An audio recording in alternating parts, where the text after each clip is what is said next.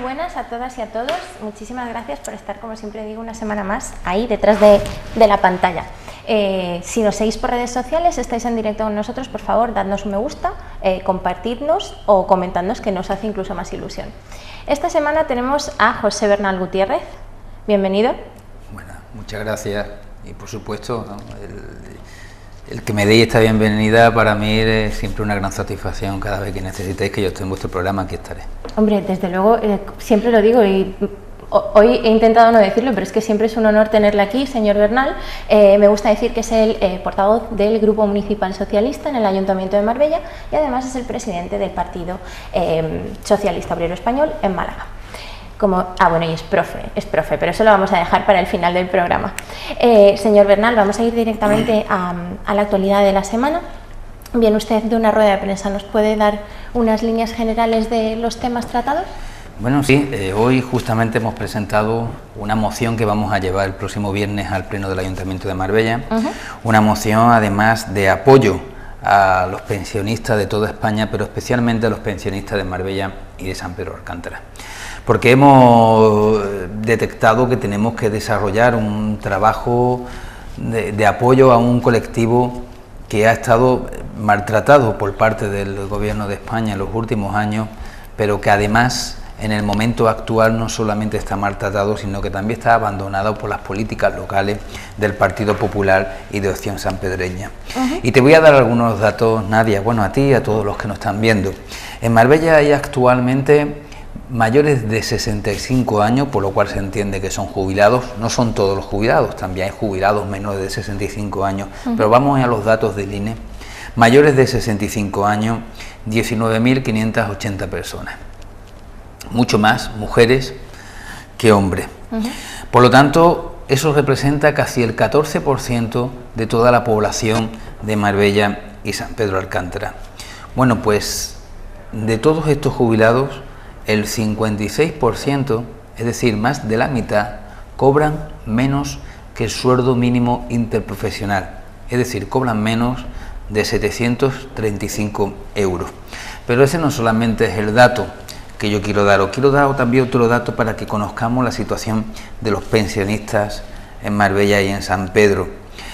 La media que cobran es de 848 euros, la media. Eso es la división entre todas las pensiones, 848 euros. La media de las pensiones en España es de 984 euros. ¿Esto qué quiere decir?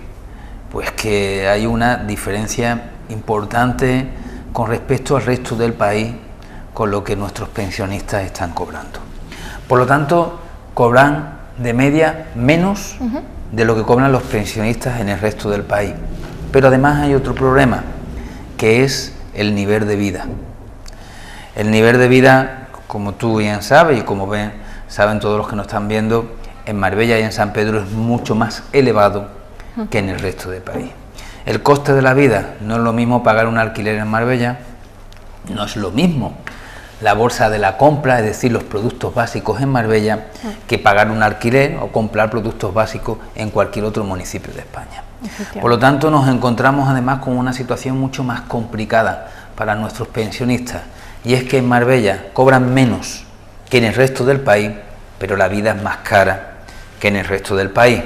Por lo tanto, nuestros pensionistas están ya más empobrecidos de lo que están en el resto de los pensionistas en nuestro país, y por eso nosotros entendíamos que teníamos que hacer un manifiesto de apoyo hacia los pensionistas, sobre todo después de que ellos han estado en la calle manifestándose por sus derechos.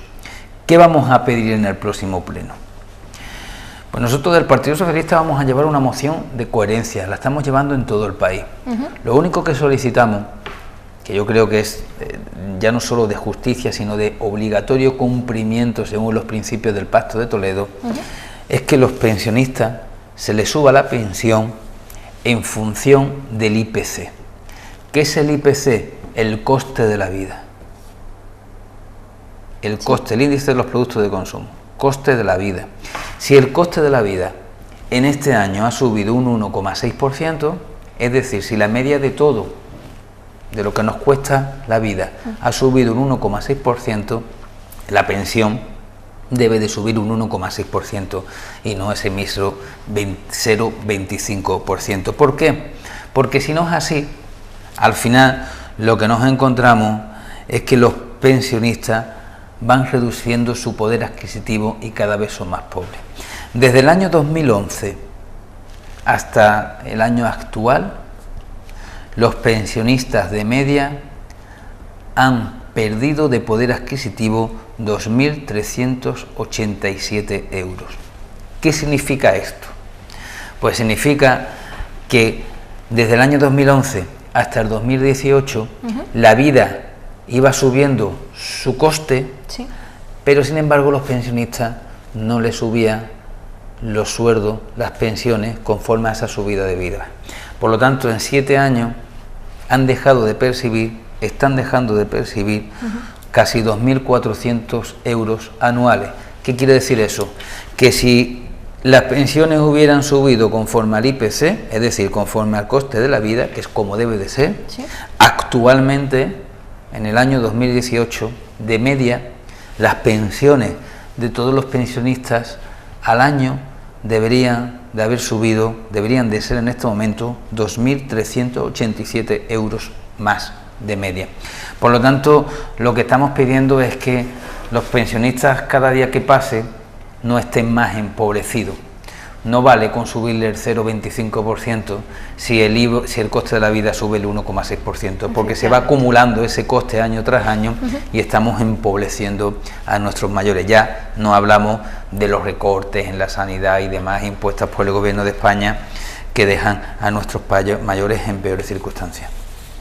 Pues nosotros a pleno vamos a llevar justamente eso, vamos a llevar que acordemos lo que están reivindicando en la calle nuestros mayores, esperemos que estemos todos de acuerdo, que es pedir que en los presupuestos le suban ese 1,6%, fíjate, es nimio, vamos, eso apenas, viendo cómo son las partidas presupuestarias, apenas es nada, es simplemente algo de justicia básica.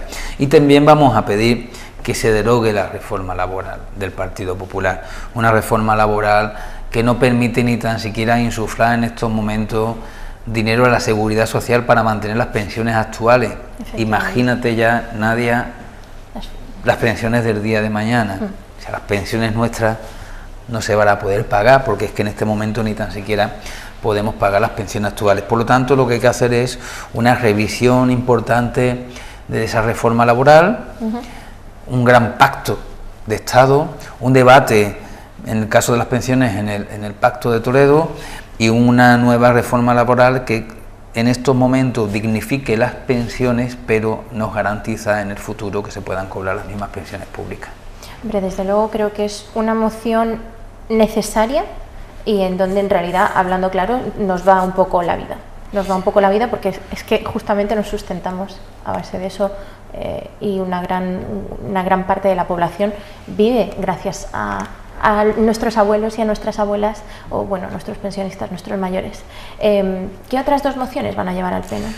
Pues vamos a llevar una que es de extrema necesidad en el momento en el que se encuentra el municipio, que también es de justicia y es un incumplimiento prolongado del gobierno del Partido Popular con nuestra ciudad.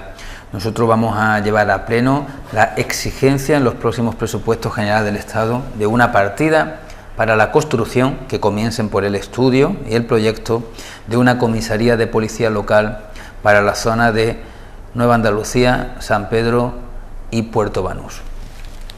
¿Por qué? No es un antojo, es de derecho. En primer lugar, porque Nueva Andalucía, San Pedro y Puerto Banús es el único núcleo de población de toda Andalucía mayor de 40.000 habitantes que no tiene comisaría de Policía Nacional, cuando es competencia de la Policía Nacional la seguridad en ese municipio, como es el caso de Marbella. ¿Bien? El único que no lo tiene. Por lo tanto, debe de tenerlo. Igual que se piden centros de salud, y ahí está, cuando si quiere después hablamos de San Pedro de Alcántara. Igual que se pide instituto, ahí está el de las chapas que se va a hacer. Oye, mira, también hay que hacer comisaría de Policía Nacional cuando lo exigen las ratios. Y las ratios dice que por encima de 40.000 habitantes hay que tener una comisaría de Policía Nacional, y estamos hablando de una zona no que ya tiene 50.000 habitantes y más, sino que en verano se colocan 150.000 habitantes, en una ciudad como Marbella que está maltratada con respecto al número de efectivos de Policía Nacional.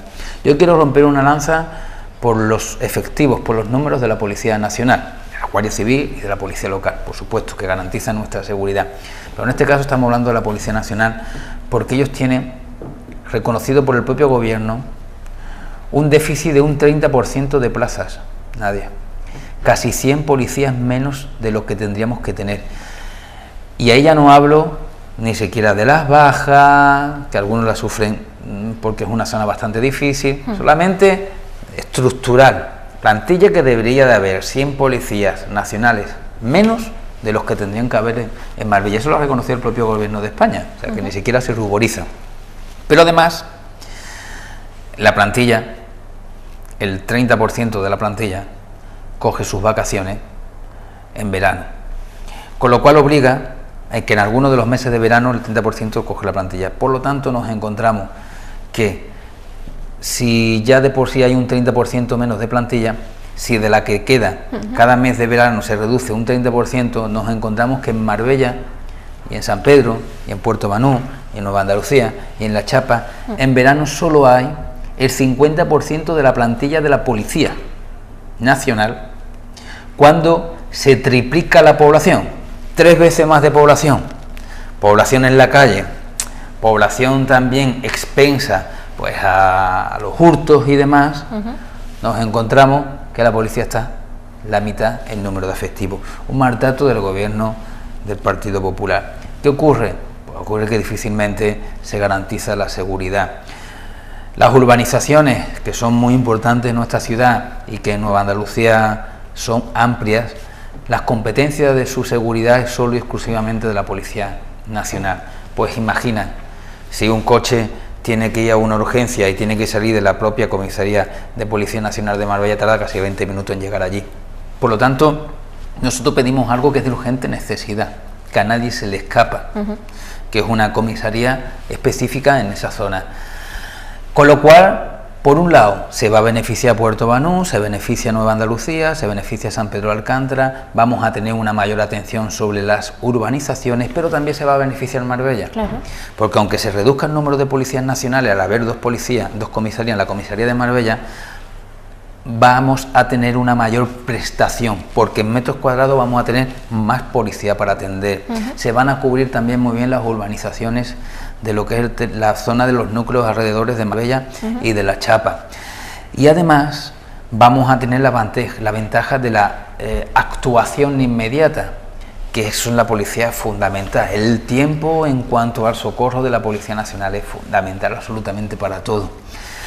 Y eso está en manos del gobierno de España, del Partido Popular, que, lo vuelvo a repetir, ellos mismos han reconocido el gran déficit de Policía Nacional que hay en Marbella, pero el déficit en cuanto a la población estable.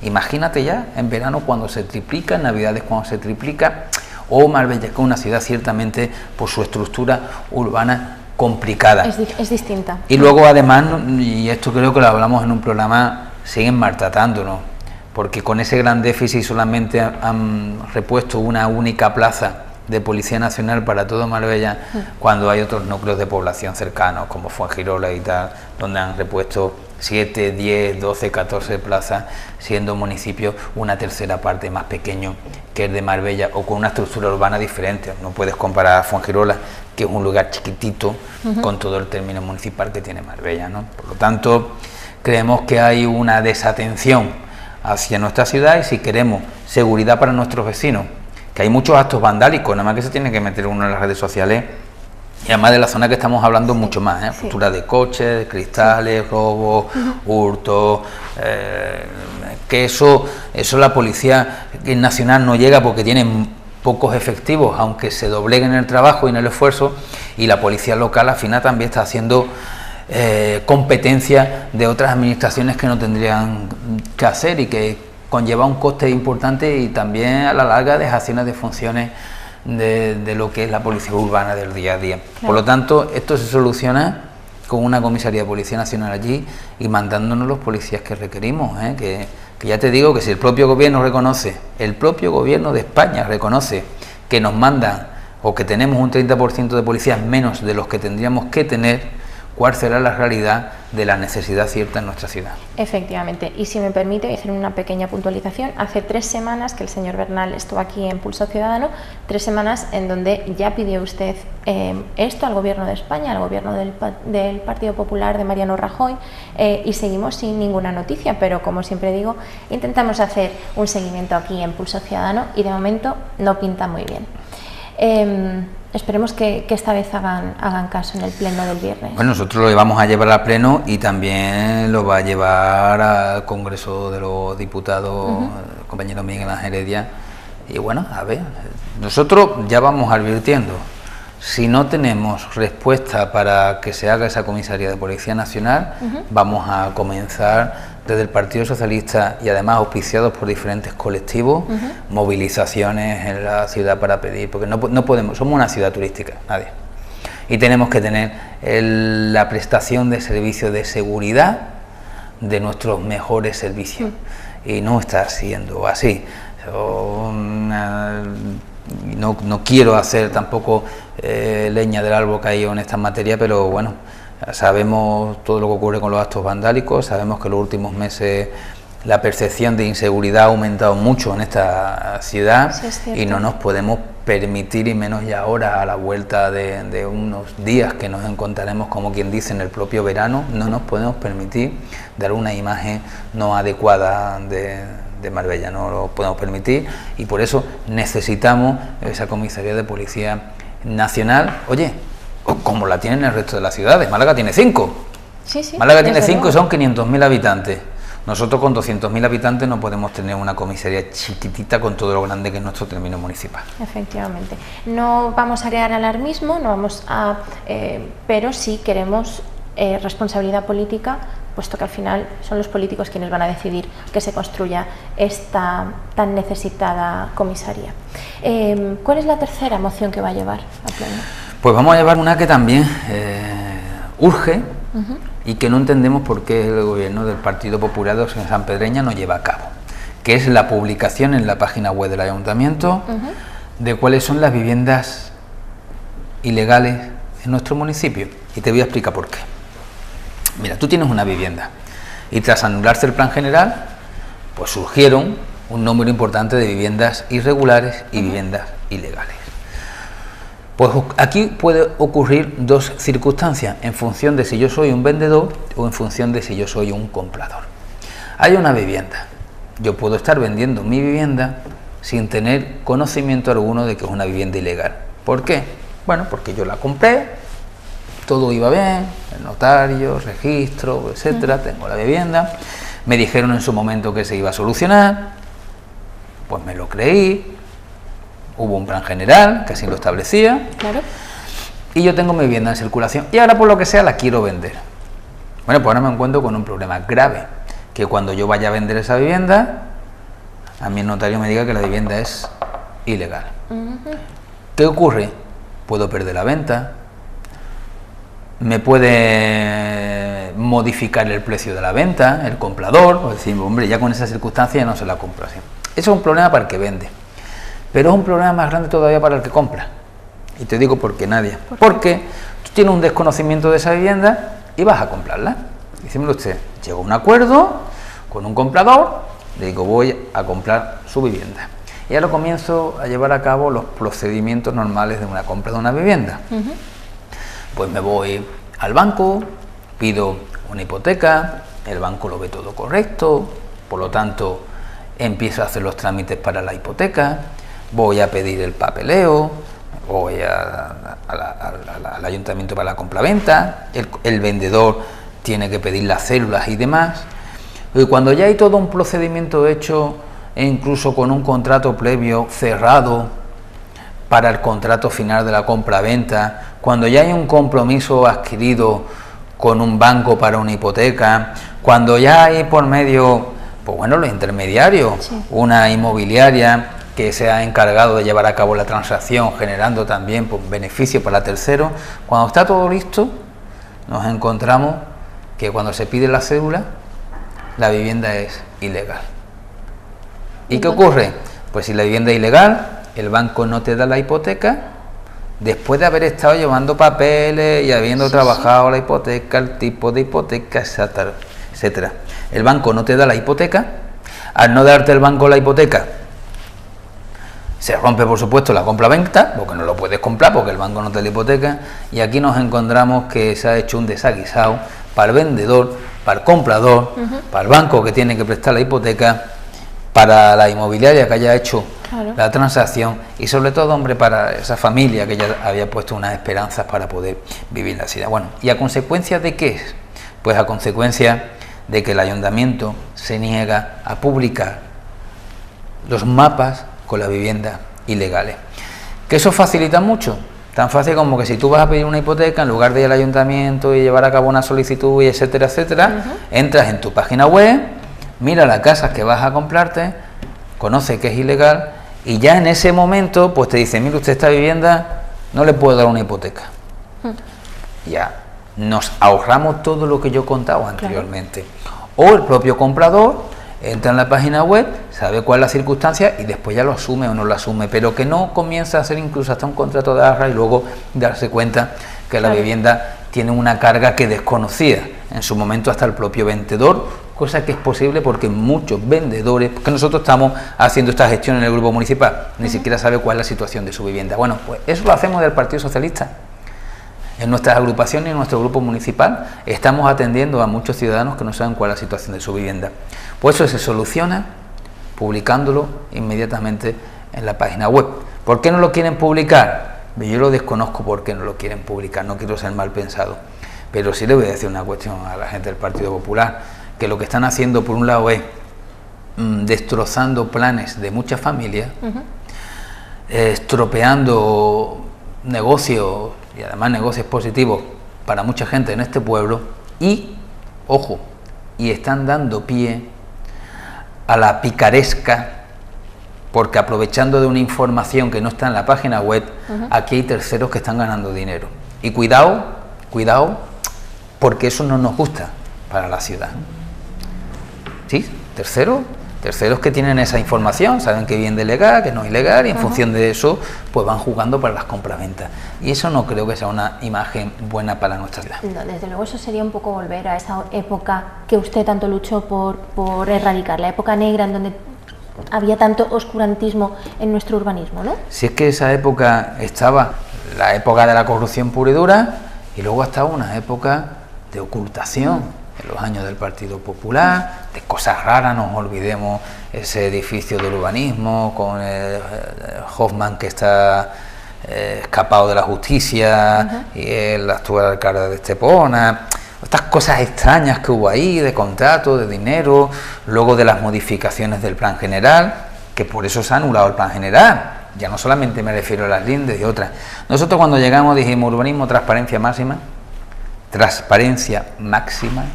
todo publicado en la página web, acceso a todo el mundo, aquí nadie se cuela, todo el mundo la cola. Había gente que decía, es que es muy lento, claro, es muy lento con respecto a como antes, que tú entrabas por la puerta atrás, pero es que aquí, si esto va a ser lento, un poquito de lento para todo, pero no para uno muy rápido y para otro muy lento.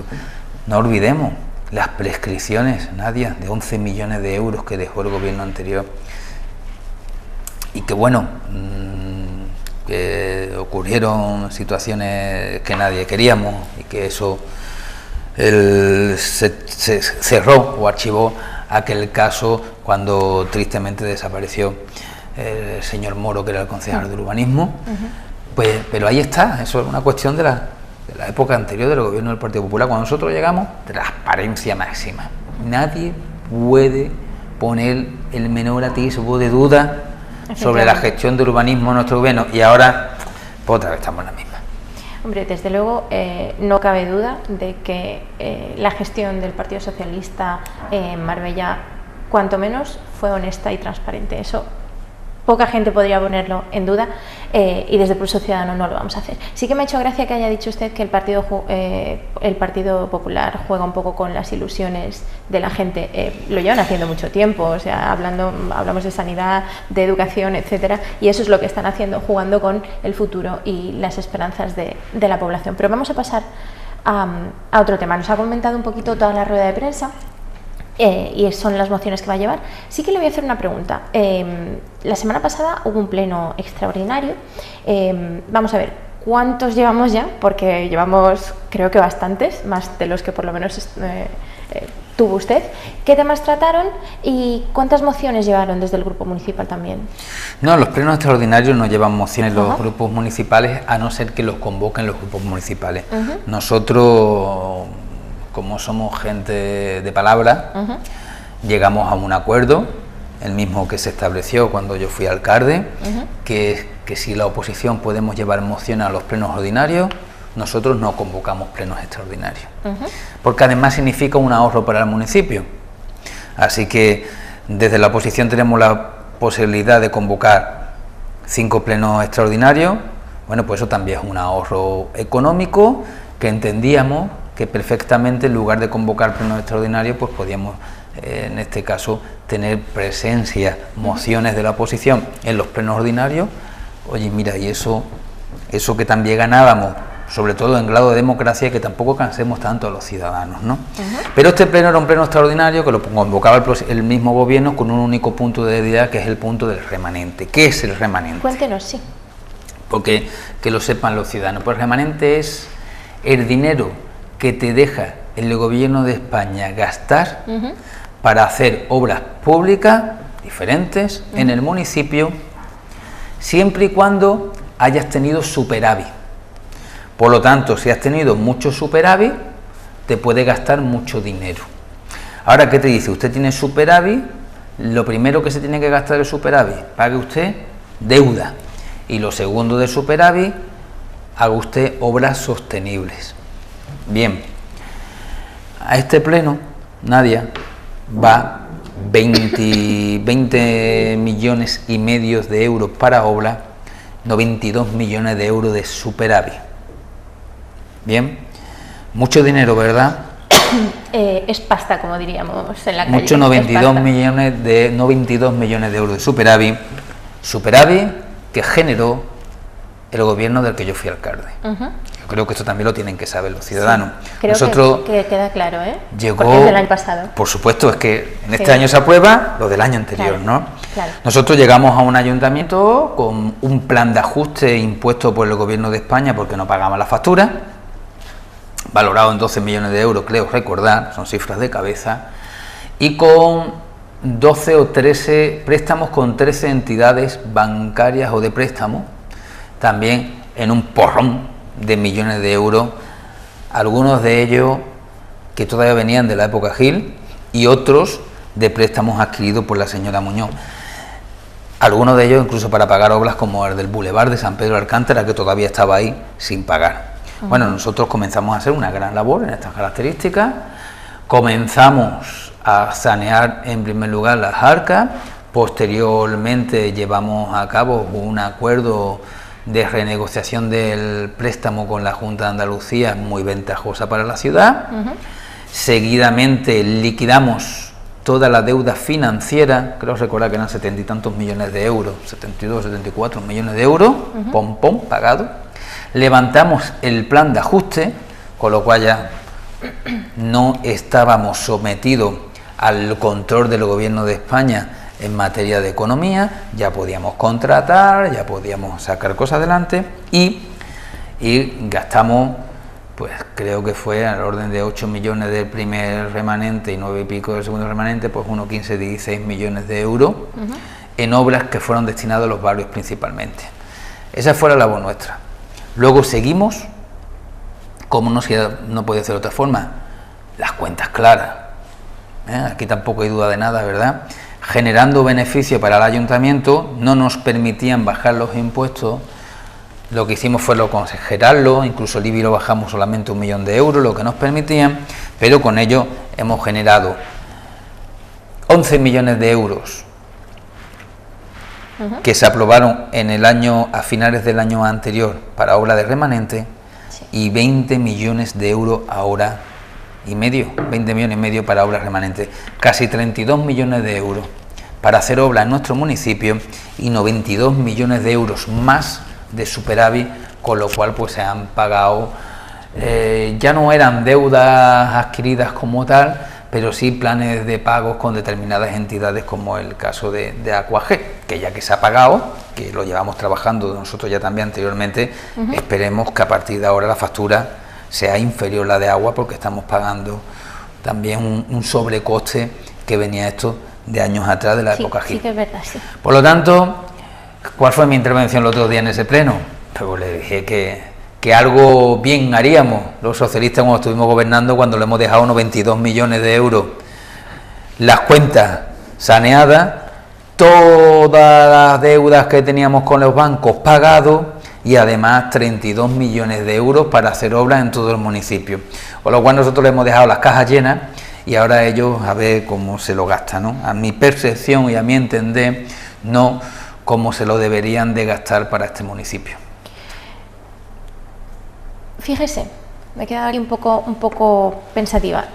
Una de mis preguntas era acerca de los barrios y se le iba a preguntar casi al final, pero creo que es el momento entonces. Me está diciendo que tenemos dinero para hacer obras, sin embargo tenemos nuestros barrios. Yo vivo en un barrio, usted también, la mayoría de la gente que conozco lo hace así, y además en los barrios de siempre, de cada día, los de cada día, vaya, donde estamos la gente.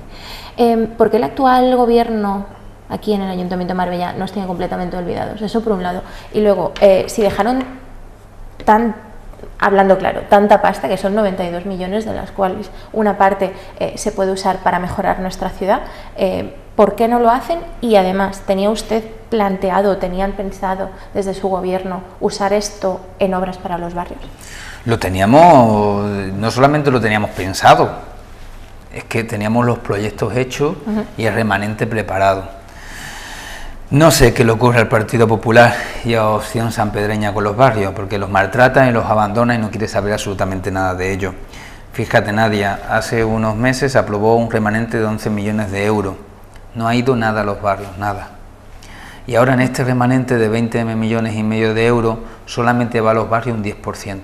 Obritas pequeñas de 30 a 40 mil euros para tapar baches y la obra de la calle Málaga, porque esa ya era un escándalo, porque es que la quitaron. Nosotros la dejamos hecho ahí con el dinero, el proyecto y todo, y la quitaron, y ya se han visto, debido a la presión de los vecinos, la presión social y la presión del Partido Socialista, no le han quedado otra que hacer esa obra. Pero hombre, de 32 millones de euros, solamente la calle Málaga, a mí me parece indecente.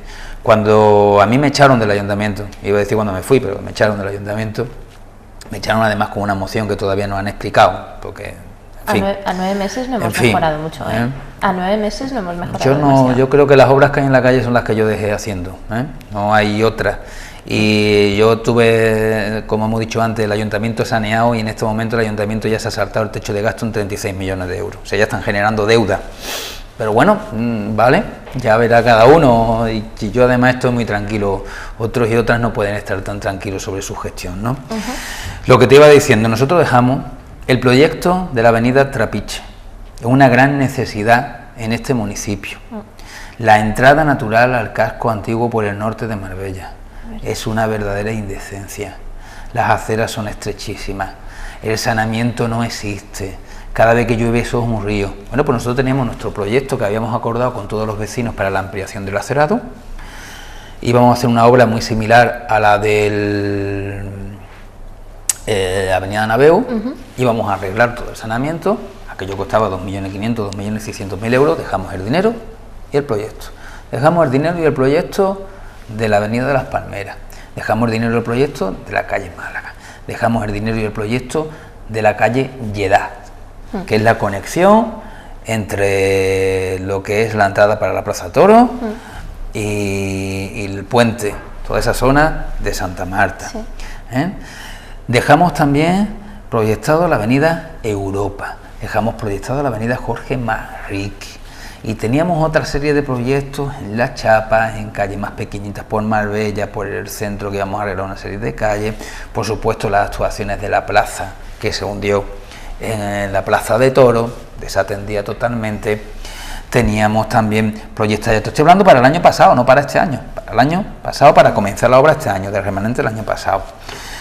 Atención a Fuente Nueva. Bueno, con los 11 millones de euros que teníamos destinados a todas esas obras, 11 millones de euros, el gobierno del PP lo quitó, yo no sé en qué se la ha gastado, pero las obras no las hemos visto. No, bueno, pues ahora que venían los 20 millones y medio de euros, decimos, bueno, ahora las meterán, porque hay barrios sin terminar, Nadia.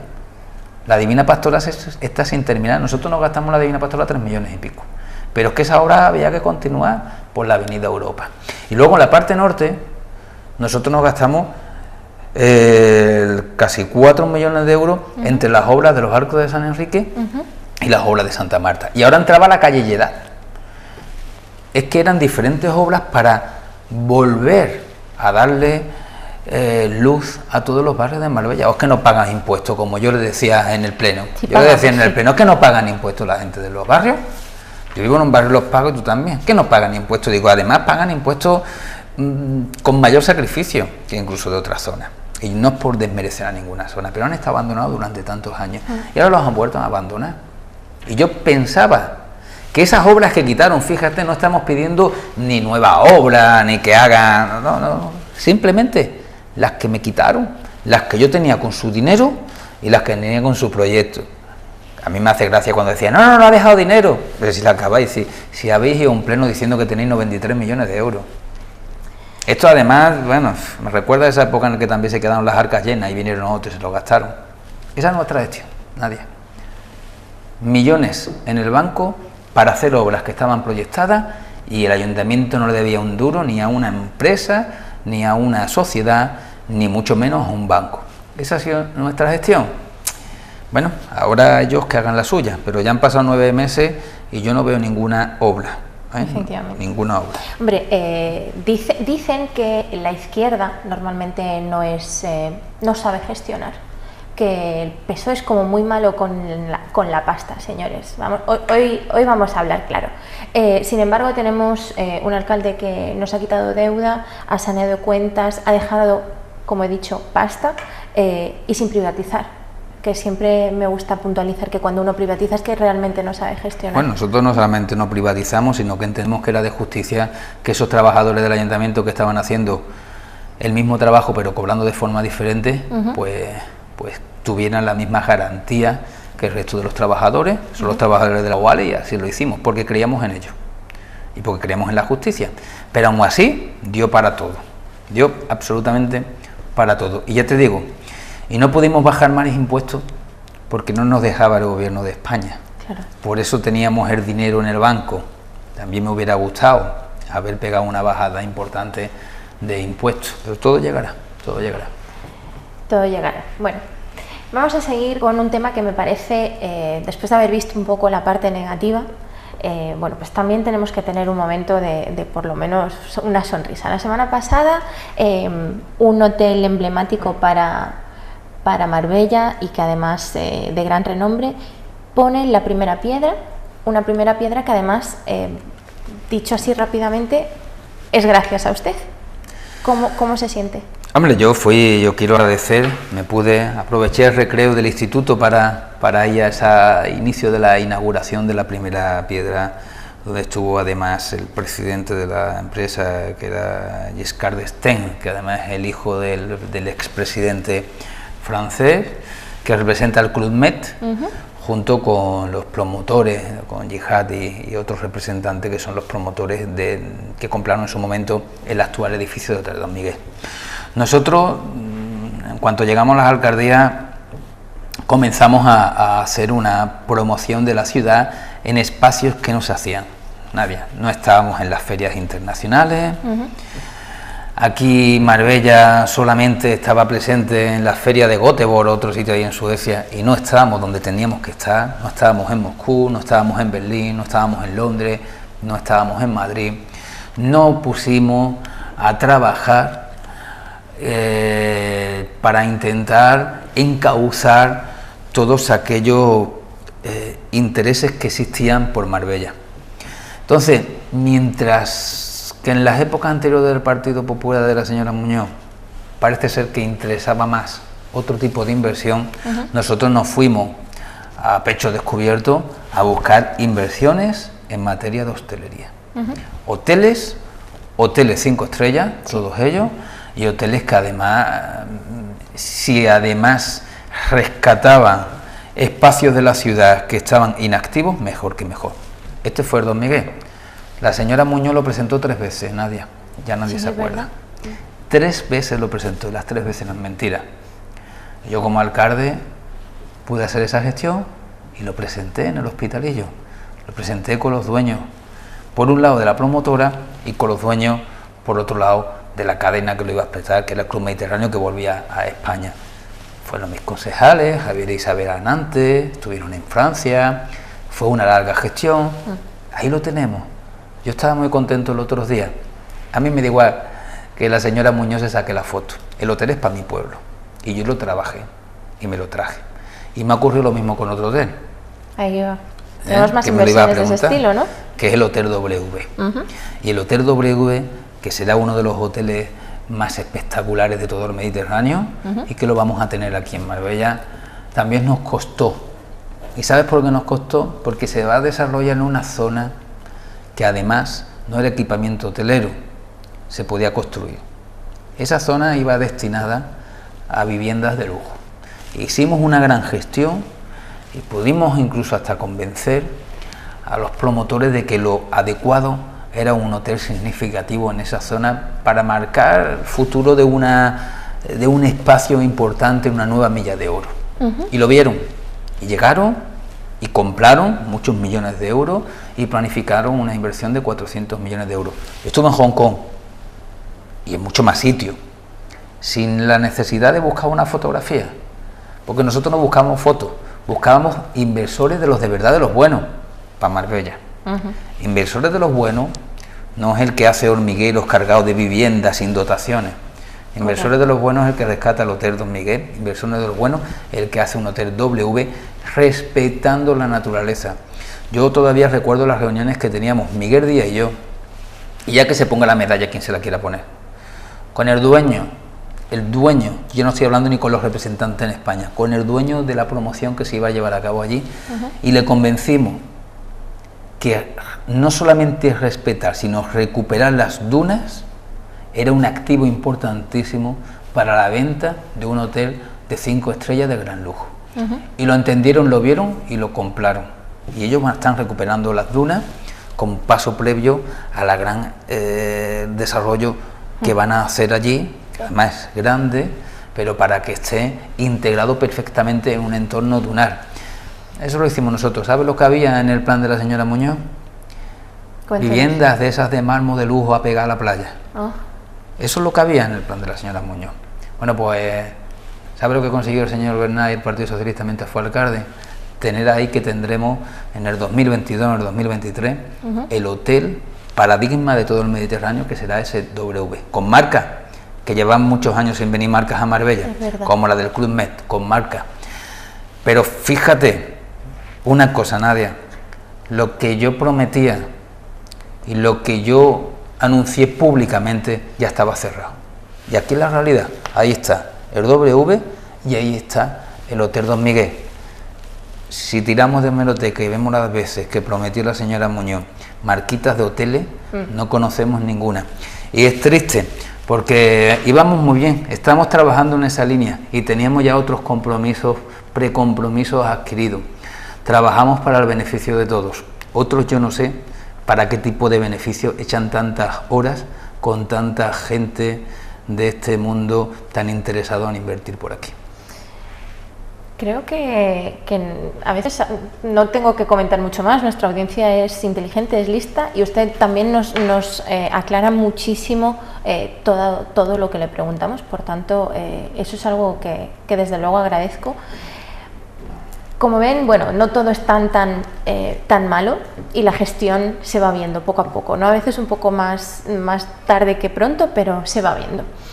Que de hecho quizás se está viendo también con el Centro de Salud de San Pedro, y ahí ya no cabe duda alguna de que sus promesas, las promesas del Partido Socialista para y con el pueblo, las llevan a cabo.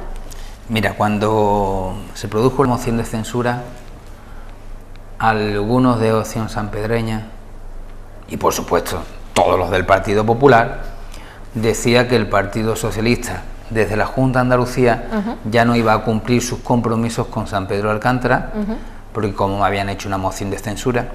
La respuesta mía, y además lo dijo hasta en aquel pleno, fue la misma respuesta que he estado dando hasta entonces, hasta este momento, desde entonces, que nosotros no hicimos un pacto con Opción Sanpedreña, nosotros hicimos un pacto con la ciudadanía. Y el que Opción Sanpedreña no haya traicionado no significa que nosotros vayamos a traicionar a los sanpedreños. La pasarela está hecha. El Centro de Salud de San Pedro de Alcántara está adjudicado y antes de verano comenzarán las obras de un centro de salud necesario, amplísimo, con un valor de cerca de 5 millones de euros. El Instituto de San Pedro de Alcántara, Nadia, si no sigue más adelante es porque desde la tenencia de la alcaldía siguen sin llevar a cabo la urbanización de la zona, porque la Junta ya ha cumplido todos los trámites. El Instituto de la Chapa, que no es la Chapa, sino de la zona este, que estará al lado del Hospital Costa del Sol, tendrá no solamente 4 líneas, sino también bachillerato, con un precio de 6.600.000 euros ya librado, y estará en funcionamiento en el año 2019. Si a eso además le sumamos otros compromisos adquiridos como el CADE cuando se abrió, o otros acuerdos a los que llegamos de materia de saneamiento como la avenida Calvario y tal, los compromisos que nosotros hemos hecho con la Junta de Andalucía se han cumplido. Para mí eran fáciles, Nadia, porque yo iba buscando el interés general de mi ciudad. Y eso algunos no lo entendían. Yo soy el alcalde de Marbella y tengo que velar por los intereses de Marbella. Entonces, pues yo iba, me sentaba con la institución que fuera, me daba igual que fuera la Diputación, la Junta de Andalucía, el Gobierno de España, e intentaba llegar a acuerdos positivos para mi ciudad. Y así lo hice con la Junta, y ahora se está viendo. Ahora, que las cosas tardan en crecer, cuando uno echa la semilla, tiene que esperar a que crezca. Ahora se está viendo las semillas y cómo hemos estado regando los acuerdos con la Junta de Andalucía. Mientras tanto, mientras ha gobernado el Partido Popular no había acuerdo. No había acuerdo, porque no le interesaba al Partido Popular que hubiera acuerdo. ¿Sabes para qué? Para que salieran diciendo constantemente que es que la Junta de Andalucía quiere abandonar a Marbella. Y ese es el juego perverso del PP en Marbella y de la señora Muñoz. Decir que la Junta quiere abandonar a Marbella para así justificar o pedirle a la gente que no voten al Partido Socialista, que es malo. Pues mire, no es así. Es justamente al contrario. Si el ayuntamiento quiere, llega a acuerdo y se hacen cosas. Yo lo he demostrado. El Parque Los Tres Jardines también, entre otras. Si quiere el ayuntamiento, se llegan a acuerdo y se hacen cosas. Que es lo que yo entendía, que había que llegar a acuerdo, y también lo intenté con el Gobierno de España. Lo que pasa es que con el Gobierno de España no llego a acuerdo ni yo, ni tampoco llega la señora Muñoz. Porque claro, ni en los presupuestos generales de todo lo que han prometido, mira que se trajeron al ministro a sacarse fotos, mentira, ni un euro, nada, ni tercer carril, ni espigones, ni autovía, ni recrecimiento de Pantano de la Concepción, nada más que vienen a sacar las fotografías, a hacer el anuncio y a dejarnos, como quien dice, en braga. De todas maneras, lo vuelvo a repetir, la semilla que yo puse en 1 año y medio de alcalde, Nadia, la semilla, centro de salud nuevo, 2 institutos, uno con bachillerato en una zona tan necesitada, una pasarela que era urgente, la cesión de un parque de 6 millones de euros como el Parque de los Tres Jardines y un vivero extraordinario en el centro de Marbella gestionado por la Junta de Andalucía, que es un dinero importante que se ahorra el ayuntamiento, no lo olvidemos, otro pellizquito de más de 1 millón de euros que está en la pleno Plaza de los Naranjos. Y luego ya otras cosas menores, pero esas fundamentales, que si sumamos nos vamos a un montón de millones de euros y que han salido adelante el tiempecito en el que yo he estado alcalde. Ahora volvemos a las andadas de antes. Ahora no sale nada. ¿Por qué no sale nada? Porque el PSOE no quiere a Marbella. No, mire, usted no sale nada porque usted no quiere que inviertan para ir diciendo por ahí que el profesor no quiera Marbella. Pero esto es un poco al revés, ¿no? Que el dicho que dicen que dos no pelean si uno no quiere, y esto es un poco eso, ¿no? Si uno no quiere, desde luego puede luego soltar muchas cosas. Vamos a dejarlo ahí. Se nos acaba el tiempo, entonces aquí siempre me toca a mí preguntarle a nuestro invitado, y anoche yo estaba pensando, digo yo, ahora, ¿qué le pregunta al señor Bernal? Y como he dicho antes, es usted profesor, entonces, ¿cómo es ser profesor? ¿Qué asignatura imparte? Porque eso no sé si todo el mundo lo sabemos, yo no lo tengo muy claro. ¿Y es buen profesor o le gusta apretar un poco las tuercas? Eso me interesa a mí. Bueno, es que el buen profesor tiene que apretar un poco las tuercas, ¿no? Bueno, un poco o mucho. Bueno, a mí me gusta mucho, por eso después de esta fase he vuelto al instituto, soy profesor de historia y de geografía. Le doy a los más chiquititos. Cada uno le da en el reparto de las horas, pero yo he pedido específicamente a los más pequeñitos, que además entiendo que son los más agradecidos, que son los primeros de la ESO, en el Instituto de Historia aquí. Vienen muy bien preparados de sus colegios, eso sí es verdad, ¿eh? Son unos niños extraordinarios, unas niñas extraordinarias, y bueno, y somos pequeños, todo lo que aprendan, bueno es, yo intento, ahora ¿sabe dónde estamos? Estamos hablando de la historia de Marbella. Hemos hecho algunas salidas, están haciendo trabajo, es muy interesante porque también es importante que ellos la conozcan, que conozcan esa historia para después poder proteger su patrimonio. Y sí, bueno, y al final aprueban casi todo. Durante el curso pues hay que exigirle un poquito, ¿no? Porque si no se nos acomodan, sí, como todo. Sí.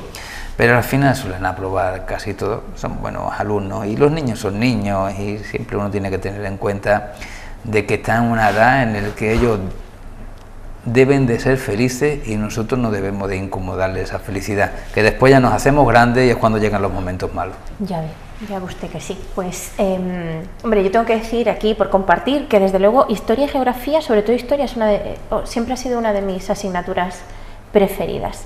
Se nos acaba el tiempo, como cada semana al final nos sabe poco, pero bueno, desde luego muchísimas gracias por acompañarnos, señor Bernal.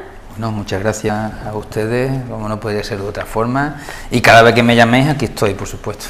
Como digo, sabemos, y siempre lo digo, pero sabemos que entre rueda de prensa, clases, etcétera, tienen una agenda importante, ustedes en concreto pues también, por tanto, desde luego se lo agradecemos.